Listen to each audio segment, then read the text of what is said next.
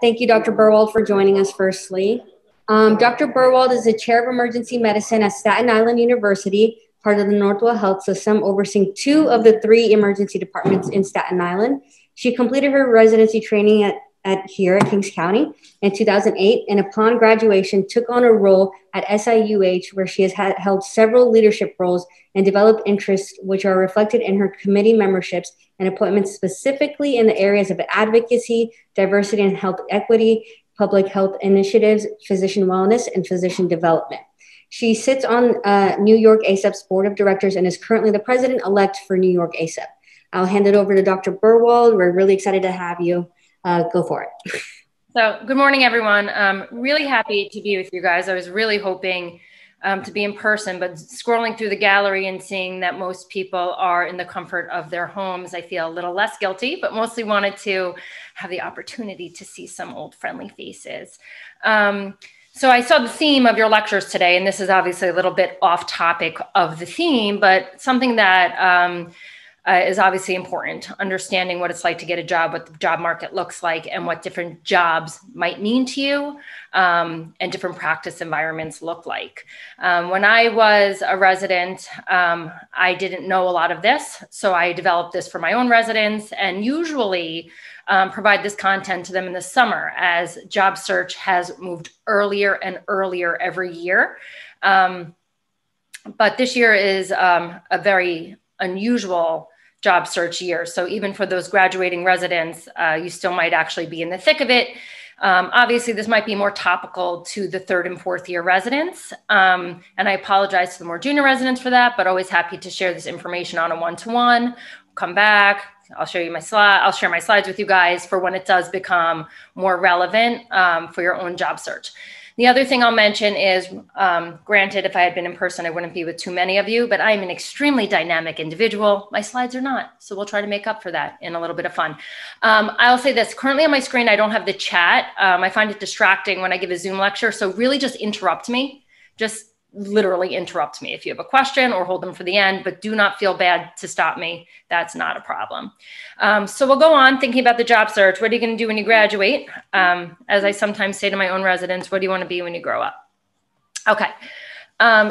So there are really a couple of questions that most people ask themselves when they go to the next step. And it's really, in some ways, not that different than some questions you may have asked yourself when you were looking for your residency position. The number one question being location. And location gets a little bit sometimes more confounded when you're looking for your attending position, because there are areas of the country that pay more money than others. What I would say to that, these are just some really basic things. When you think about the location of your next job, to really make it where you want to be, you have all worked so hard to get here. To choose a location based on salaries would not be my advice to you. It would really be those things that really motivate you to be happy, to be near your family and friends again. If you want to swim every day, be in a hot environment. If you love to ski, go somewhere in the mountains. Your quality of life on your off days really does help give you that balance, that work-life integration, that wellness. Wellness isn't a vacation, wellness is a lifestyle, and location plays so much into that. So I just want to plug that little location bit in there for advocacy for your own selves, and to really think about location as to where you want to be, and try to leave that component as a true heartfelt decision. The next, or sort of parallel in importance, component of your decision is to think about if you want to be in a community or academic location. And obviously some of that comes after the decision of whether or not you're going to go into a clinical role or a clinical academic role versus doing a fellowship. And we'll leave fellowship on the side for now. I've been in an administrative role in my department for about a decade now, and I've seen a lot of applicants come through for jobs, and we're an academic program. When I first started, it was a community site, and I heard the reasons why people wanted to be in a community site. And as our program developed, we became an academic site, and I heard why people wanted to be in an academic site. And sometimes it's really hard to tease out, especially when you're graduating from residency. And part of that is because all you know are academic sites. in large part, right? Where you went to medical school is probably an academic site. Where you are now is an academic site. And sometimes it's hard to view yourself in a different location. And this desire to be in academics is sometimes related to comfort rather than desire. And it's really hard to tease that out. If you are someone who thinks you may enjoy community medicine, I would encourage you, if you have time in an elective selective type of moment, to look at that.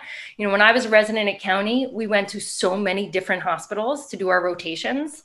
I don't believe you do that anymore. And some of my co-residents complained about having to go here, there, everywhere, not having a home, having to drive, not having a car, and all of those bits that made it difficult. But I personally loved it because it was my first introduction to how different emergency departments work and what it might be like to practice in different settings. So if you at all have the opportunity to think about that, reflect on it, give yourself personal experience in it, it will benefit you when you go on to make these types of decisions.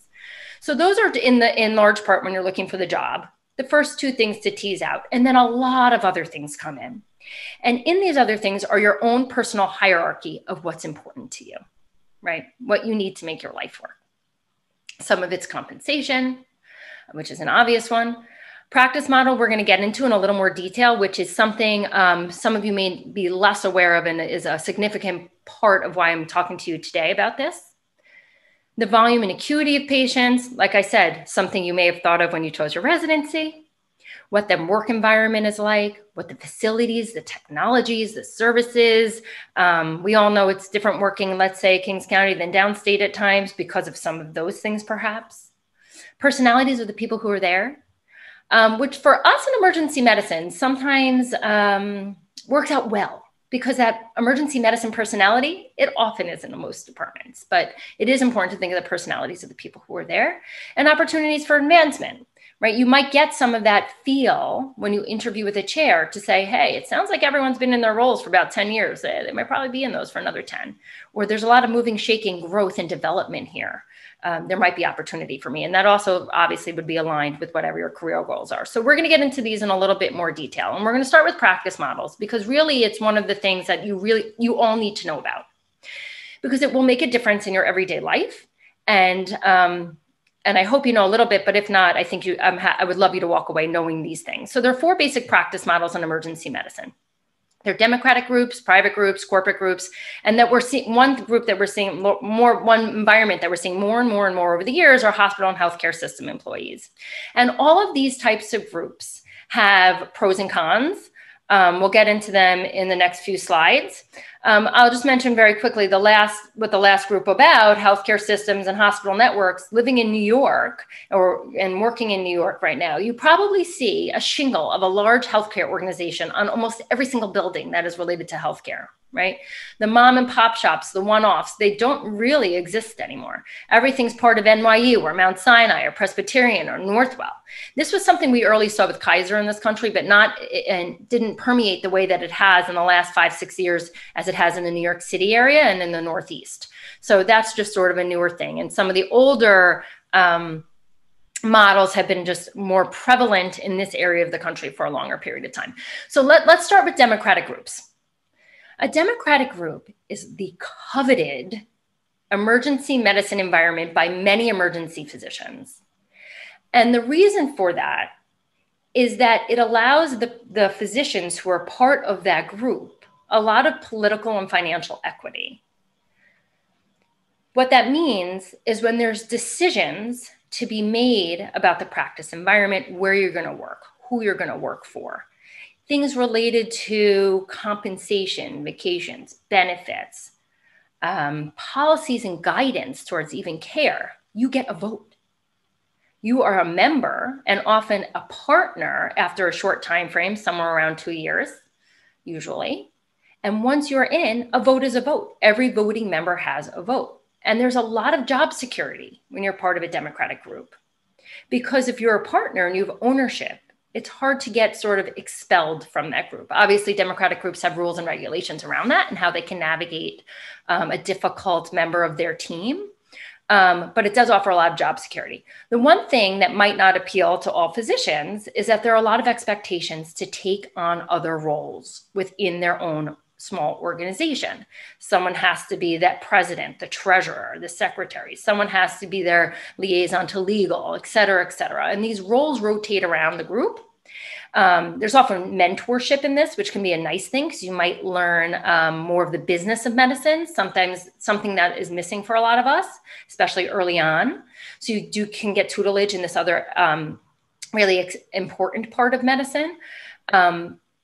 But it's something to be wary of, that there will be expectations of you beyond your doctoring. But sometimes that's a really nice component and gives you another skill set to learn.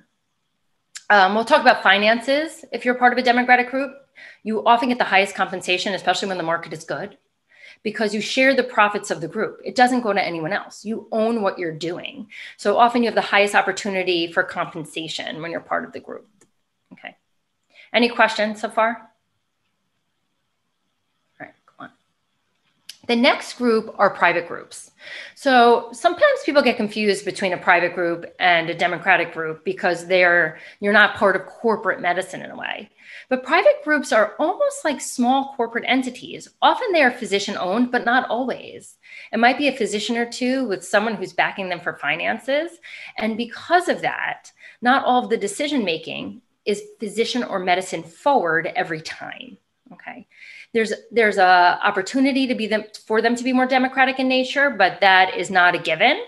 As far as political and financial equity, that is not often across the board the same way and really varies from group to group, though there's more opportunity for political and financial equity in a small group than there would be in some of the groups we're going to talk about in a moment. How transparent they are is really up to the directors of that group. And some of these bits of information you can try to tease out sometimes before you take a job in one of these groups by speaking to members of that group, which is something you should always do. These are smaller scale practices. They staff 1 or 2 emergency departments, maybe 5 or 10, and they tend to be regional, right? It's not they're going to staff an emergency department in Florida and one in Texas and one in California, right? This is more like a mom and pop shop homegrown group that is saying, oh, there's 3 emergency departments that we staff in a regional area. And that's more typically how they work. Now, a lot of these private groups have been consumed by corporate groups at this point. All right. So corporate groups are all of the people who put their name on every lanyard and pen that we all own, right? If you go to any national conference, they offer a lot of support, obviously through advertising, and they're the team healths, the sound medicines, and vision, that these groups that have really started to permeate, I would say even really aggressively in the last decade, and even more so in the last 5 or 8 years into medicine, staffing not just emergency medicine, but a lot of departments throughout the country. And it's very interesting in how they developed, because they were once largely physician owned, but in time, they have not become that way. And in large, they're either partly or fully owned at this point by private equity. And that creates a different dynamic potentially in your job. Now, I think several years ago, people were concerned to work for corporate groups that they would lose a lot of their autonomy, a lot of the decision-making that they want to put input in towards where they're working. And that's still likely true in some settings. But I think we learned is it's not so scary to work for a large corporate group because it is such a common scenario now. But at the same time, if you do work for a corporate group, you should know what they're about. And part of that is that they are really financially focused groups. They can staff hundreds of emergency departments. They often staff regionally, nationally. Some of the groups, or let's say, are in the Northwest. You'll see like on the Pacific side of the country has certain groups, and then there's some that are more across the entire region. As far as looking for a job with corporate groups, you often work with their recruiters, and we can talk about recruiters at the end. I don't think I put a slide in about it, but they work with their own recruiters.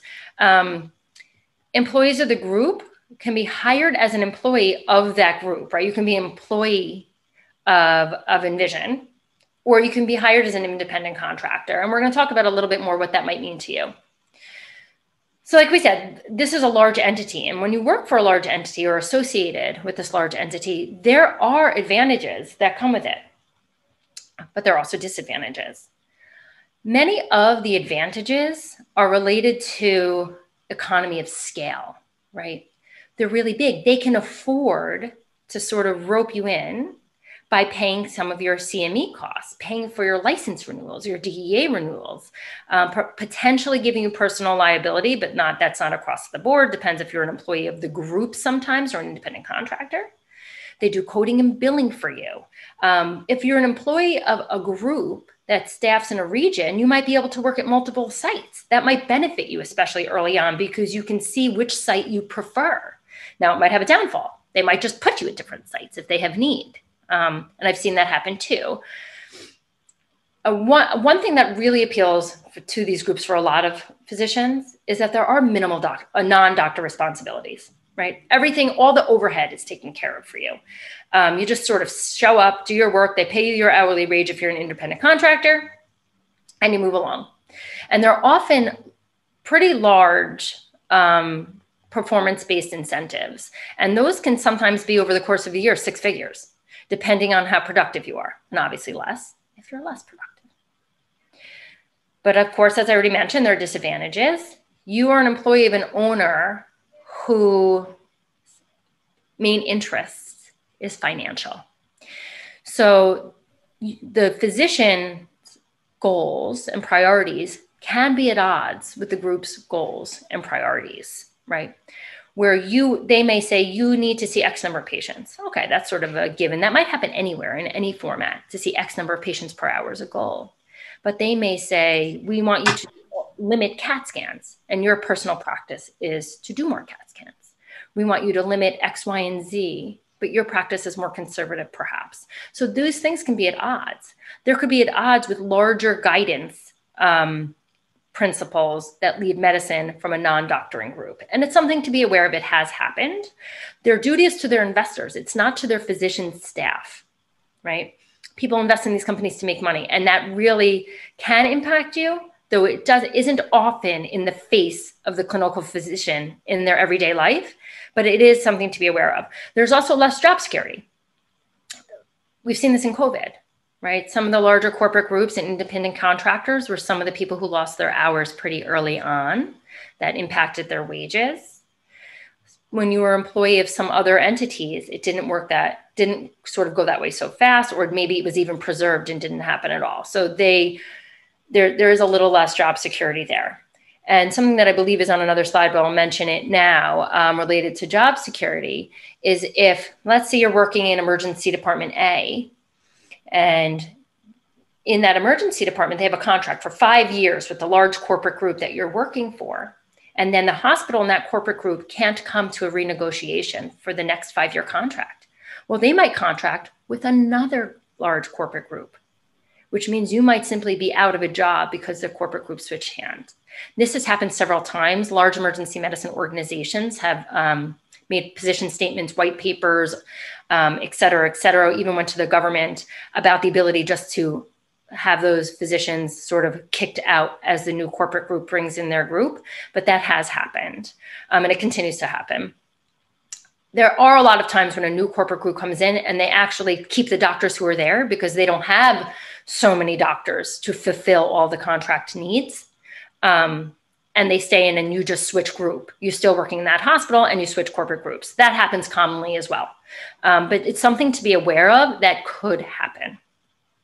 All right. Any questions about any of that? All right. Let's talk about hospital groups.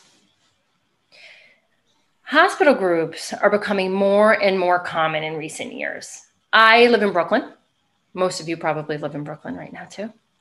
Wherever you are, if you're in front of a clinic, a radiology suite, a lab suite, every hospital shingle has changed from its original name from when I applied for residency to that name plus their affiliation of their large hospital group. Hospitals joined together in these conglomerates and bought more hospitals. The healthcare systems bought more institutions for leverage, right? It helps them negotiate contracts with physicians, with insurance companies, helps them kind of leverage with the government, right? and it creates a more financially sound package for them. It's important what it means for you as the employee, because this is important for when you go, obviously, for your job. So when you work for a hospital group, there is variable political and financial equity. And some of that depends on how that hospital set up its departments, right? There are still hospital groups that you might be partially salaried and partially on production, right? You 50% of your income might be salaried and 50% of your income might be based on the RVUs you generate. Then there's some where you're fully a salaried employee. Then there's some where there's a little bit of a bonus, but there is variation in financial equity of the group and some within your group, which is if there's some productivity component to your compensation. Some actually have some political equity as well. So I can give that example of my own department, whereby as a chair, I'm given some liberties to make decisions that impact my physicians, and I care what my physicians have to say. But I'll tell you, there are other times where the healthcare organization comes down and says, you are all going to do something one way, and that political equity is stripped. So it can be variable in the group. It can be variable as to how prevalent the equity is, and it's something to be aware of. That also goes into the financial transparency of the group, how they're doing fiscally, and what that means to you. If the group is doing really well, is that bonus, is that extra income coming back to the physician staff or not, is something people often want to know with respect to that. When you get into these large hospital groups, they actually end up functioning more like a corporate group than like any of the other entities. Except that they do offer more job security because hospitals are really risk averse. They don't want you to sue them for letting you go. They don't want bad press. The contract groups are much less concerned about that. Okay. Related to your own contract, you could be, as I mentioned, it could be any sort of algorithm that we see in compensation. But one of the nice sides of working for a hospital group is often you get the benefits of the large corporation. This can be things not just related to healthcare benefits, but in retirement funds, disability insurance, more than malpractice, because they protect the entire group and have attorneys that are attached to their malpractice group, but really can even be broader than that. I mean, I'm offered identity theft insurance and pet insurance and all of these things because I work for a large hospital group that has a variety of opportunities for benefits. So that it's probably the area that provides you with potentially the most benefits, which obviously count towards your earnings. All right, we're going to talk, now that we know about the groups, we're going to talk a little bit about the contracts and the things you're going to see and things you should look out for when you're agreeing to work for someone. Okay. Before I get there, any questions on the groups? I know it's such a dry topic, right? But you really do need to know this. So I apologize for coming to you. It's such a dry topic, but when you get there and you're doing this, you'll be better off for knowing it. I promise. Hey, Doc, is there a group that you prefer? Like a style, do you prefer the corporate groups? Do you prefer the physician groups? Do you have a personal preference? So in a lot of ways, a Democratic group, in my opinion, is the best to work for. You get say on decisions that are made. You find there's transparency in how much money the group is making, and you profit share. The doctors of the group usually come together to buy a large malpractice, to work on retirement funds. They decide how much money they're going to give for reimbursements, for education, for licensure, and you get say of what's happening. Now, Democratic groups are not as common as they used to be, but if you could work for a Democratic group, if I could work for a Democratic group, that would be my first choice. Absolutely my first choice.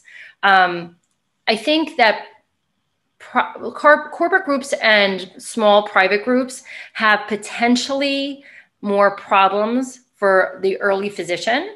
You really are just there and doing what they say. The hospital employees in a hospital or healthcare entity employed person probably has more benefits over those two other groups in that there's a lot of job security and you get a ton of benefits. And you don't have to do the extra non-doctoring work, where in some of the smaller groups you would have to. It's really one of these things where I don't want to put down large corporate groups. And part of that is because a lot of you are going to work for them because they're the number one employer in this country right now for emergency medicine. They are everywhere. And I think that emergency physicians have learned how to do it. right? They've learned how to band together when it comes to, if you're truly an independent contractor, people talk about, what is your health insurance plan? Let's do a group health insurance plan together instead of getting insurance by yourself. Malpractice, let's join together and do these things. And they really have a system. People have attorneys that help them with the taxes around this, and you share that with your friends. So you're not really doing all the legwork, though you do have to do legwork, but it's the least safe employment option. They can often just let you go. And we'll talk about some of these things related to due process, and perhaps the lack of due process that sometimes are written into contracts, and they will not let it go. And this year is a potentially difficult year because I see with my own residents, and when I spoke to some of the leadership at Kings County and downstate about jobs for my graduating residents, it's tight everywhere. And people are taking jobs that in some way they have to take to be employed next year. And some of these decision-making that you can make when the job market is really in the favor of the candidates, you don't get that opportunity right now. So I think it's really important to know where the shortfalls might be in case you're presented with them. I'm not sure that totally answered your question, but that's really wonderful. Thank you. Yeah. That's really a large part of this, is to say, I know this is my contract and it's not ideal, and to just be aware of it. Most of the time, everything goes fine. You're great doctors, you practice amazing medicine, you take care of your patients, and nothing untoward happens, right? But these things are potentials, and you don't want to be blindsided, because then it just upsets so much, and it's hard to navigate if you don't have any information on how to do that. Okay. Any other questions? Like I said, just interrupt me. All right, anything else?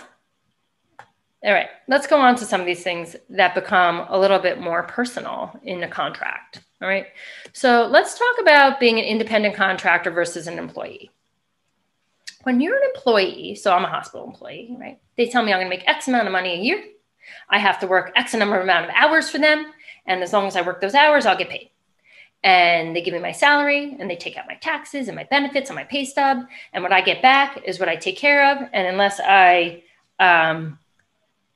don't declare myself properly for my taxes, usually all is said and done, right? I give my W-2 to my tax accountant and I'm done. So easy, right? I don't have extra non-doctor responsibilities. I show up, I do my work, they take care of everything. Really nice. When you're an independent contractor, it's a little bit different, but there can be potential benefits to it. So what does it mean to be an independent contractor? When I think about an independent contractor, I think about hiring a plumber, right? You tell them what you need, but you don't tell them how to do it. My pipe is leaking. You don't say replace it with an L-shaped curved pipe. You don't tell them what kind of wrench to use. You tell them what you need, but not how to do it. And you don't restrict them from doing anything else. When you're an independent contractor, you can hold other independent contractor jobs. As long as you meet the obligation of the contract, you are not at fault. That's different when you're an employee. You would have to disclose your conflicts of interest. They may or may not get improved, and other things like that, right? So your plumber might work for you on Monday, someone else on Tuesday, might come back to you on Wednesday. When you're an independent contractor, they provide their own tools, right? They come with everything they need. You don't expect to have to give them anything unless that's part of the discussion, right? Well, in order to do the job, I need you to go to the hardware store and buy me X, Y, and Z. Well, maybe as an independent contractor, for you to do your job, I want you to provide me with an otoscope, an ophthalmoscope, an X-ray machine, and a CAT scan machine, but I'm not giving you a stethoscope when you show up, right? It's sort of the balance of the things that are in the hands of the contract owner and the contracted employer. When you're an independent contractor, as the employer, you don't withhold their taxes. The employee, the independent contractor, has to take care of all of their taxes, right? So you file a 1099, and then you have to figure out, based on your income, obviously you have an accountant that helps you figure that out. You don't provide, or the independent contractor is not provided with any extra benefits. Insurance, that might be health insurance. It might be medical liability insurance, disability insurance, certain insurances that sometimes come from an employer that wouldn't come to you as an independent contractor, okay, as well as benefits, as I just mentioned. That is all done by the independent contractor. So I'm not saying any of this to sound overwhelming and not to take an independent contractor job, because as I just mentioned, emergency medicine physicians have been independent contractors now successfully for a long time. And you're not entering a world that you wouldn't have a mentor to help you figure this out. But it is something to be aware of. Okay, so I mentioned some of this. If you're an independent contractor, you can work at multiple sites. And there isn't just a negative to have to work out some of these things on your own, like healthcare benefits, retirement. Sometimes you get better deals or get more ideal benefits for you, right? I will tell you right now, I'm an employee who gets healthcare benefits. I hate my healthcare benefits, but I'm not going to forego them and pay more expense towards a healthcare benefit that meets mine and my family's needs more. Right? But you get to establish these things for yourself. And often when it comes to dealing with the taxes, there are more tax deductions that can be available to depending on what state you live in. And that really is something that if you're getting that granular with your job decision, you might want to learn a little bit about what the state tax rules are, because they had changed 4 years ago, actually. Around. They might change back, who knows? But there are a lot of things that are related to tax deductions that can benefit you as an independent contractor. Cons is, like we said, you have to deal with the overhead, both the time and the expenses that are associated with that. All right, so how do I move my gallery so I could see this a little bit more? All right, if we were in person, you'd see me taking out my calculator because I'm no mathematician, but let's see. So the first job A, say you were an independent contractor. And they contract you and say, you have to work 1,500, I'm going to keep the number simple. You have to work 1,500 clinical hours a year. And we're going to pay you $200 an hour as an independent contractor. You're like, wow, that sounds pretty good, right? I'm going to make $300,000 a year. Now I forgot what I did for the other one. So let's just whip out the calculator. Okay. If you're going to be a salaried employee, they're saying you still have to work 1,500 hours for me this year, but I'm only going to pay you $170 an hour. So that makes you earn $255,000. So that you're making $45,000 less if you take job B, right? Which right now I'm guessing is like 2/3 at least of your current salary. You're like, that's a lot of money. I don't want to give up $45,000 a year. But you can't think of it that way. You can't compare apples and oranges. As we said, there's other expenses and other benefits that come from the independent contractor role potentially, and the salaried worker. So let's look at those. Oh, how come this isn't disappearing? All right, hold on a sec, guys. I'm sorry.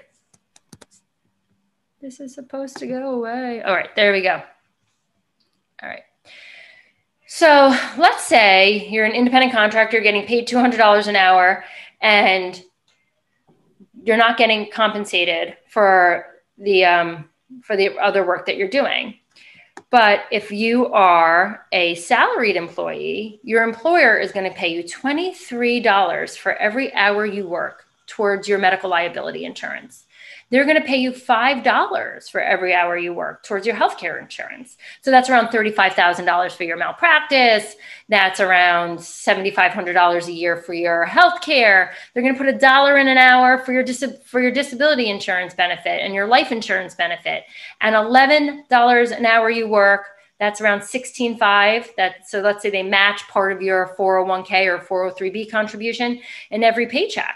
They're going to give you $3 for every hour you work, or $4,500 a year for reimbursements towards your continuing medical education and your licensure and your DEA renewals and maybe a membership to a professional organization. So in the end, you're actually making $214 an hour, which of course, like I said, I'm not a mathematician, which means you're making $321,000 an hour. So actually $21,000 more that year than you would if you were an independent contractor. And now you have to remember, if you're making that $300,000 a year as an independent contractor, now you have to start to do some deductions, right? What are you paying for your malpractice if you're on the hook for it? You may or may not be.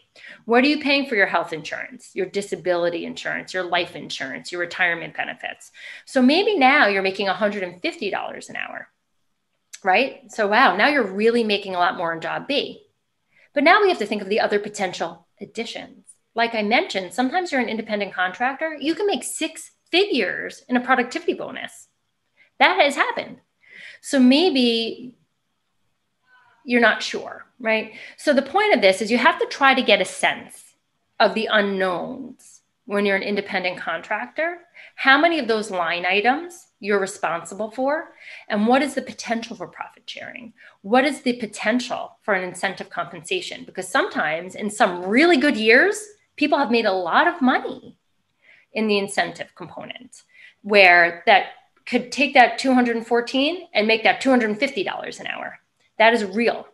So you have to try to figure this out from talking to people to really figure out what the compensation is. And largely the idea is from me to you is to not compare apples and oranges at face value, but try to figure out what the salaries actually might mean to you before you make that decision. I often will try to calculate this out for my residents. I'm happy to do it for any of you. Something I would have said at the end, but I'll say now, if you get a contract and you're not sure about it, you can email it to me. I'm happy to read it for you. I've read a lot of contracts. It doesn't take me that long to figure out what the shortfalls of that contract might be and what your real compensation may or may not look like and what you should ask people who work in the groups. Okay, because it's really important to know that it's not $200 an hour versus $170 an hour. There's more to the equation. Any questions on that?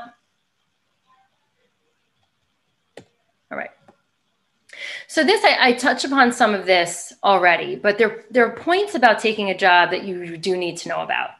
In most contracts, it'll be written, if you can be released from your contract based on your own voluntary will, or if you can be involuntarily terminated.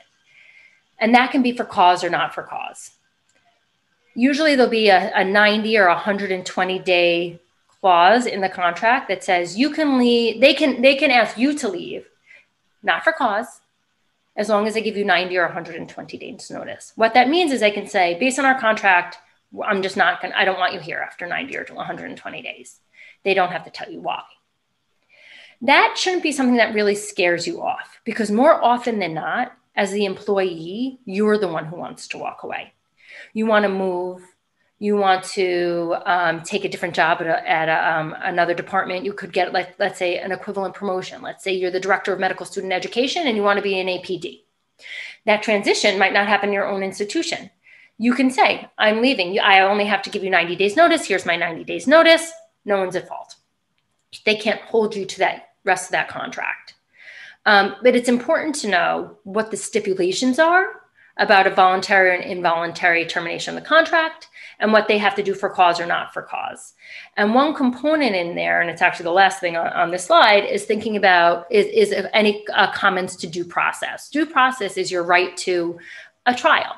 Within hospitals themselves, you can have a trial with the board, with the ethics committee, with something that comes up related to your dismissal from your contract, especially if it's for cause. Cause can be related to medical treatment that they think is egregious and something in that realm. It can be related sometimes in a smaller, well, really in any group, to something political, something that violates, let's say, a social media contract. We have a policy that says you can't put X, Y, and Z on social media. They can terminate you. They might do it for cause or not for cause. They might do it for cause based on that. Do you waive your due process in your contract to have a trial with the entity that is employing you based on this reason for termination? In a lot of the large corporate contracts, you waive your due process. There's been position statements by the AMA, AEM, ASEP about how it is not legal to have these waivers of due process, but they happen all of the time. So it's something to be wary of. It's one of the things in the contract that you have to scan for and have to know about.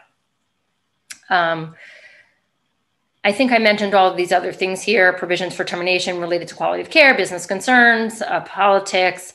I mentioned the social media one because that's something that has happened in more recent times for obvious reasons. Social media is of more recent times.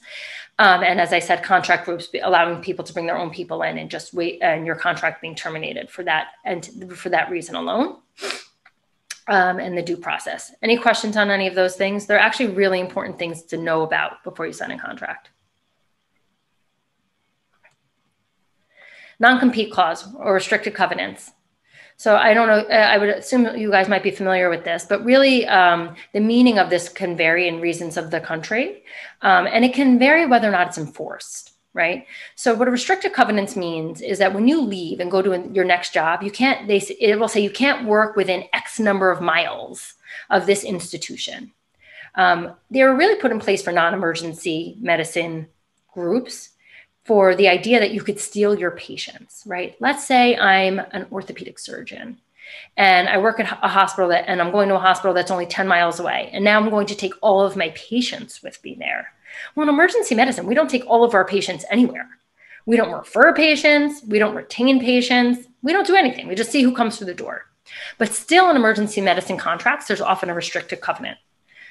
With that said, in emergency medicine, most people don't really go after it, but it would be something that I would try to get a sense for in your own area where you choose to work, if it's enforced, and how meaningful it is. And if it's there and you could get rid of it, I would try to get rid of it. Some large entities just won't remove it from their contracts, but it's important to get a sense of what that means. It might even be a concern when contracts change hand, because if you have a restricted covenant, let's say with corporate group A, that you can't take your next job within 5 miles of your current hospital, let's say, and the new contract group's in and they staff all of the hospitals in your region, you can't go work for that other contract group because it's in your last contract. Corporate groups might be the one entity that is more likely to actually care and go after it because they might want to put you somewhere else. You're an employee of their large corporate group. So it's something to be aware of and how it looks in the area where you work. This is a map of Long Island. What you see on here are the H's are all the hospitals. If you go from Winthrop Hospital to LIJ, it's probably like 5 miles, right? So if you work in any of these places, a restrictive covenant could be a big deal if it's enforced. Locally, this really isn't something that is enforced, but again, something you should just know about. One of my own graduates was going to take a job in Mississippi, and they had a restrictive covenant in there, and it was like 20-mile radius. And we looked on the map, there were no other hospitals with emergency departments. Like, she was working in this remote area. I'm like, this is meaningless. Where else are you going to go work within 20 miles? It also brings up the conversation, if you go somewhere remote, are you only going for that job and you'd be moving anyway, right? So it's just some things to think about. Wrong direction. All right. Let's talk about malpractice real quick. We're coming up on a little bit of time. Let's talk about medical liability insurance. So if you're employed by someone, it's likely provided. Often independent contractors need to get their own. And there really are just a couple of things that you need to know about it. Okay.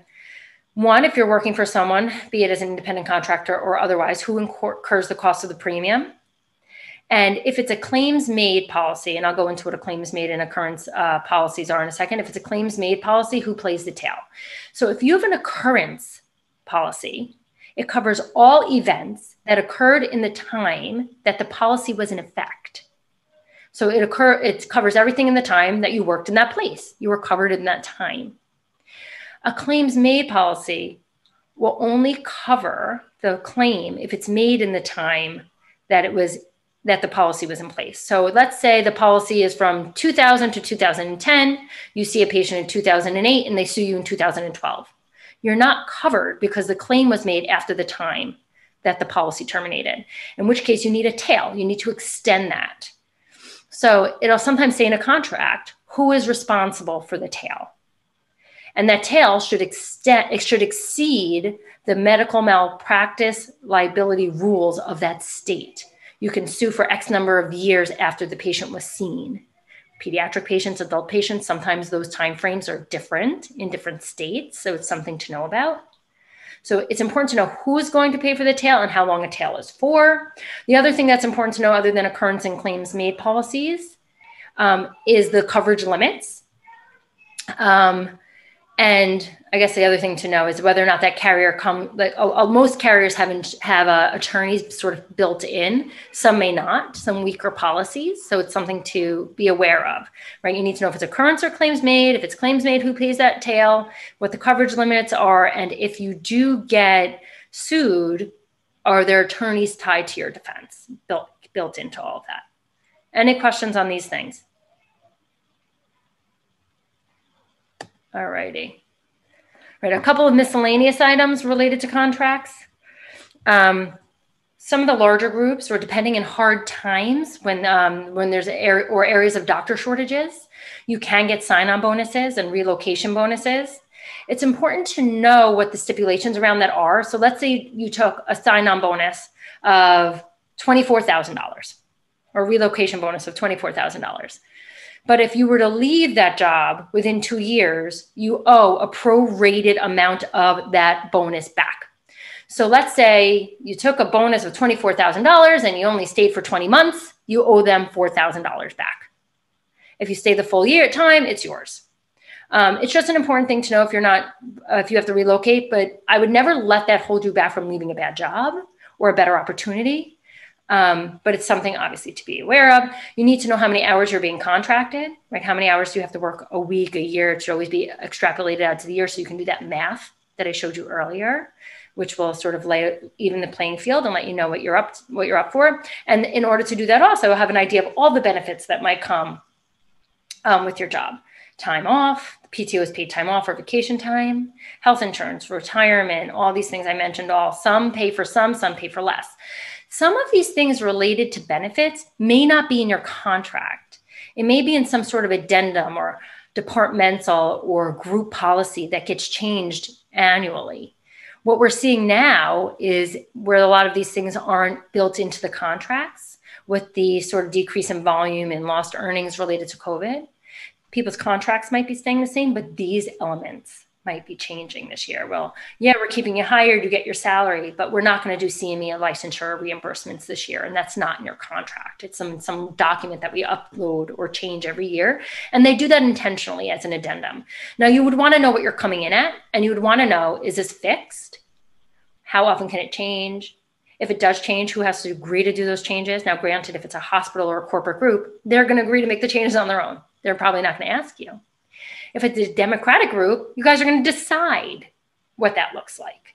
But it's important to know. And if you look at a contract, you might say, hey, these things are missing. These elements are missing. Or there might be a stipulation that says you get these things as long as we're within 1% of our financial margin for the year of our protected budget. There might be things like that built in there too. So it's little things to tease out and look for. Okay, like I said, not always in the contract. There also might be a vetting period.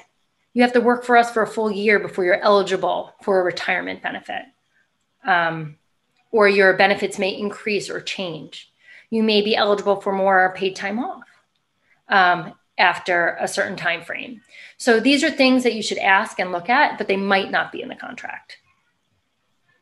There are a lot of good resources out there. This is an EMRA guide, the link there. I'll send you the slides so you can just pop that EMRA link in. But there's a good guide for EMRA. For those of you who haven't gone through interviews yet, it also tells you how to prepare for an interview, questions to ask on an interview, things to sort of look for, and it answers some of these other questions about practice group contracts, et cetera. AEM has a lot of resources on their website about this too. So really, if you go to any of the large emergency medicine groups, there's a lot of good real life opinions and resources for you to look at as you approach the job search. But I'll share these with you so that you guys have them. But I hope that was something that will be helpful. I had a few other slides related to advice and stuff, but it's after 9:50. So we'll just, I think, leave this for some questions if you guys have anything left. Yeah, thank you so much, Dr. Berwald. Let me just open up a few more questions. Dr. Lucchese is here. Dr. Lucchese, you're like a teeny dot on my screen. Thank you very much, Nicole. That was fantastic. And that was not dry at all. Extremely important for the residents. I just want to say that, you know, you're right. And everything you said is so spot on. You could tell that you're very well versed in this. But, you know, they also have to take into consideration the healthcare environment out here. Who would have ever predicted COVID? And who would have ever predicted that people are not coming to the hospital and budgets are really being cut and now jobs are very scarce, as you know, your residents and our residents. It's tough to work in New York City right now. It's very hard to get a job, but thank you very much. It was fantastic. And please give my regards to Brahim and the other downstate grads, and thanks again for doing it. I will. You know, and I'll mention this about the job market right now. My residents who are looking to work in remote areas, they came from somewhere remote and they want to go back there, they're having no difficulty. In the New York City area and other densely populated areas where there was perhaps not as many patients for hospitals as we need right now to have a robust job market are the ones that are suffering. The one thing I didn't mention for this year, different than other years, is if you if you're in a job market like this, and it's something I've told my residents, and you are on the fence to do a fellowship, it's not a bad idea to consider a fellowship. Those salary lines don't get impacted the same way as sometimes other salary lines do, because that's part of educational programming. So it is something to consider. I would imagine that there are more fellowship applications this year than previous years for that reason.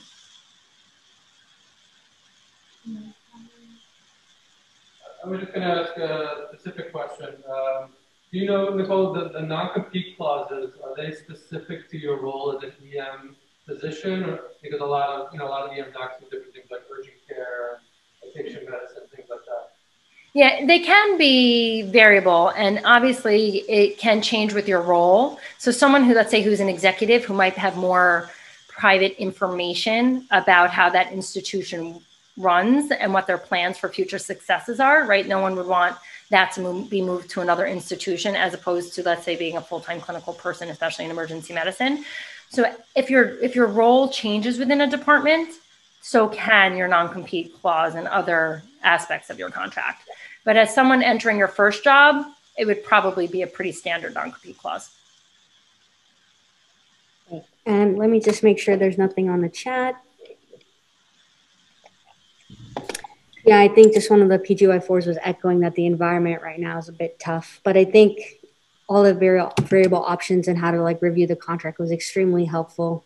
I know a lot of our PGY4s are probably going to go through your slides right after. All right. Well, thank you so much, Dr. Berwald. Nice to see you on Brady Bunch screen. Yeah, hopefully we can have you here soon another time. Absolutely. All right. Take care.